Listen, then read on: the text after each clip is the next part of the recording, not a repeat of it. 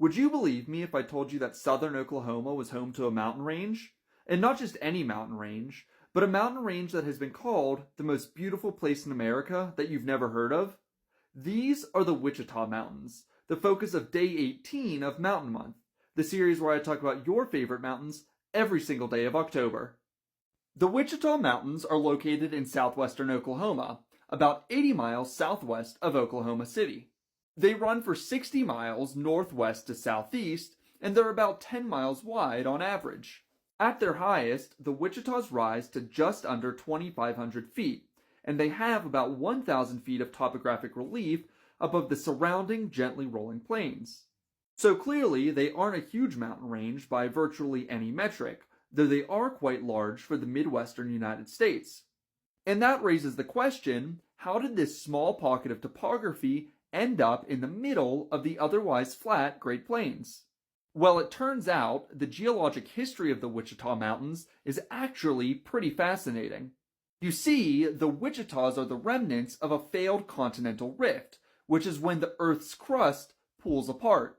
A current example of this phenomenon is the East African Rift, which is actively tearing the continent into two. But back to the Wichitas, roughly 500 million years ago, there was an active rift system located in modern-day Oklahoma that was threatening to pull North America apart. Ultimately, that rift system failed, but it induced magmatism that formed the igneous rocks that make up the current Wichita Mountains. Then, over the last half-billion years or so, periods of uplift pushed the Wichita Mountains upwards, while subsequent periods of erosion reduced them into the topography that we see today, which is a series of dramatic rocky promontories as well as some more gently rounded hills. Today, the highest point in the Wichita Mountains rises to an elevation of 2,481 feet, but interestingly, it doesn't have an official name. Unofficially, it's known as Mount Haley, or Haley Peak, but it's located on private property and isn't accessible to the public. But while Mount Haley and some other portions of the range aren't open to the public, fortunately about 60,000 acres of the Wichita Mountains are protected by the Wichita Mountains Wildlife Refuge.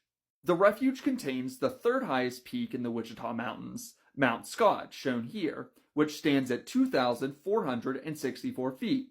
Mount Scott is open to the public, and you can either hike it or you can drive a 3-mile paved road all the way to the summit. Besides visiting Mount Scott, the refuge offers plenty of opportunities for hiking, biking, camping, and fishing. Have you ever visited the Wichita Mountains?